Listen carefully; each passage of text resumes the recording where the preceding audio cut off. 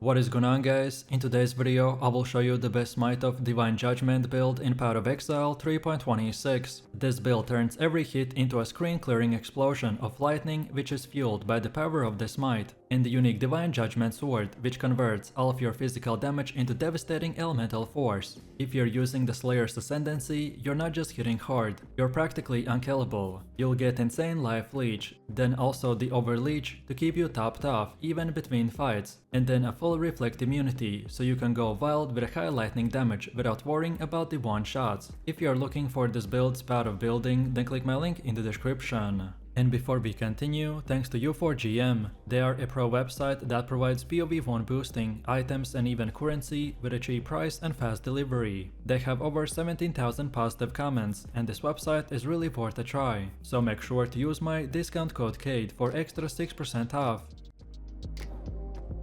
So let's start with an overview. The Smite of Divine Judgement Slayer build in 3.26 will focus on delivering fast-paced, high-impact melee combat with a strong emphasis on elemental scaling. You will be using the Smite as your main skill, striking enemies with the lightning-infused attacks, with additional lightning damage through its aura effect. The build takes full advantage of elemental penetration, the shock effects and critical strike synergy to melt both the packs and bosses alike. Offensively, we are all about stacking flat lightning damage, attack speed and the crit, while running powerful auras like the Herald of the Thunder and the Val Smite. Defensively, you are supported by high armor for determination, very strong leech mechanics and reliable sustain through the gear and Ascendancy. Then for gear, we will aim for a two-handed weapon with a high elemental DPS, ideally something with increased attack speed and the added lightning damage. Then for the passive tree, we will focus on elemental nodes, leech and the crit scaling, which makes the build both flexible and effective in deep endgame content.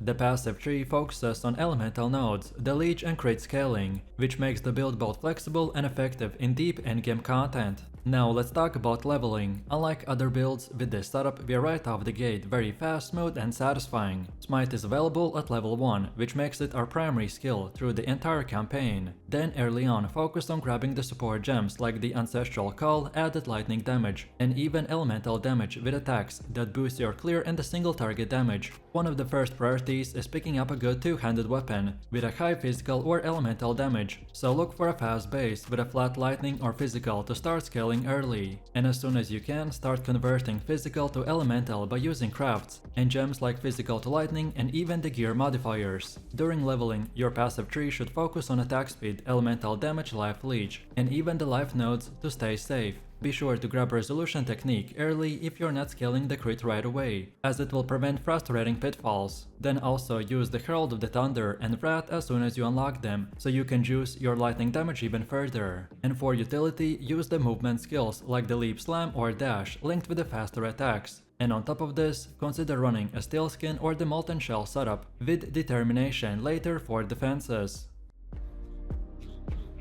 Next up, when it comes to Ascendancy setup, we will start with the Bane of Legends, which will give you a huge boost to clear speed, and will instantly grant us an onslaught on a kill for faster movement and attacks. Then next, get the Headsman, which will ramp up your single target damage significantly, especially against bosses, while also improving the clear with more area of effect and bonus damage against trash mobs. Then third, pick up the Brutal Feather, which brings powerful defensive utility through the overleech, letting you maintain full life even in the thick of a combat. This sustain allows you to stay aggressive and reduce downtime, especially in the prolonged encounters. And then finally, to round out your Ascendancy, we will select the Warbringer, which will enhance your damage mitigation and crowd control through increased stun and the block effectiveness, making your character resilient against even the toughest enemies and bosses. Then for passive skill tree, we will prioritize nodes that boost physical damage, attack speed and life. By creating a solid balance between the offense and defense, we will extensively invest into the critical strike chance and the multipliers to maximize damage output, while also incorporating increased accuracy and evasion to boost its reliability and survivability. Our padding will include several key clusters that enhance melee damage, critical strikes and the life regeneration, by reflecting a focus on sustained combat effectiveness. In addition to the offensive nodes, we will carefully select nodes like increased life and resistances, by ensuring ensuring that our character can withstand significant amount of incoming damage. We also want to put emphasis on increased damage with the hits and critical strikes, along with the life leech and regeneration to improve the sustain during fights. The tree also incorporates nodes that synergize well with the melee skills by boosting both damage and survivability. Overall, this build skill tree is designed to create a high impact melee character that excels at delivering critical strikes while maintaining resilience through the life and defensive stats. Next up, when it comes to the skill gems, we will primarily use Smite, which benefits from numerous support gems that increase critical strike chance, damage and the attack speed by ensuring that each hit hits hard and frequently. We also got various auras and debuffs such as the Herald of the Ash and Precision to boost our overall damage and accuracy. Then movement skills like the leap or the shield charge are included for mobility, allowing quick repositioning, effective engagement or even to escape enemies. Then for our defenses, we are supported by the skill gems like Immortal Call linked with the cast when damage taken, which will provide temporarily invulnerability during critical moments. Additionally, utility gems like the Blood Rage will boost attack speed and life leech, and also contributing to the sustained damage and survivability. This setup also includes curses like the vulnerability or flammability to weaken enemies and increasing the damage taken from the attacks and the spells. With the combination of all these gems, we are focused on aggressive melee combat with critical strike chance supported by a mix of buffs, defensive skills and debuffs to maintain a very high damage output while staying durable in the tougher encounters.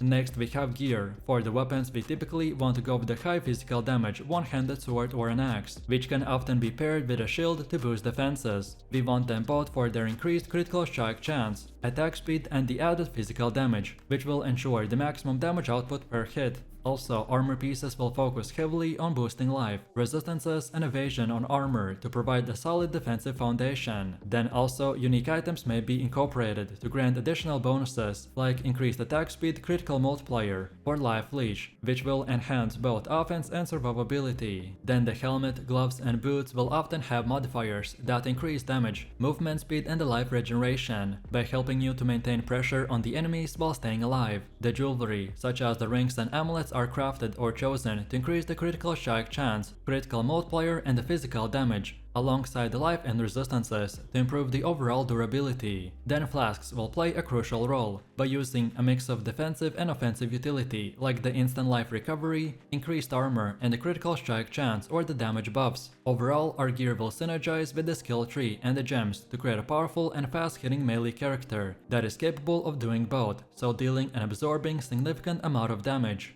Next up we have our Mercenaries. Our setup is built around leveraging the Durianis and stacking negative lightning resistance through two specific rings, which will greatly amplify the lightning damage. To keep the Mercenary alive, Immortal Flesh is included, and it generally does the job well, as he survives most encounters without much trouble. If you're looking to add a bit of more value, then the Dying Breath is a decent addition. It will boost the power of auras like the Wrath and slightly increase the overall damage by offering a small but really good buff. Even if your budget is tight, then the setup is accessible and effective, which makes it a reliable choice for pushing content without needing top-tier investment.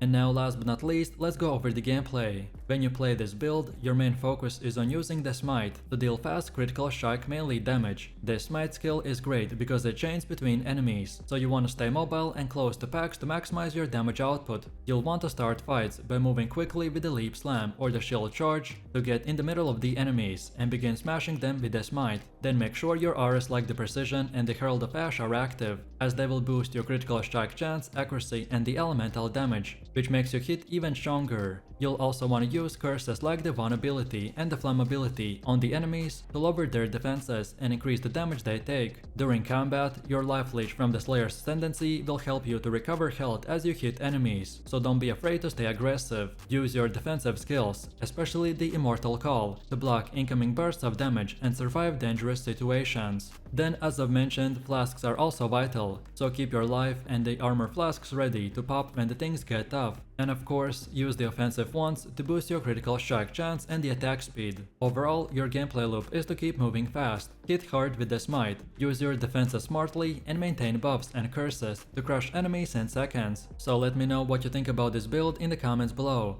If you enjoyed this, then you definitely don't want to miss my previous top 10 best builds video, where I showed even more powerful builds, so click the screen now and I'll see you in the next one.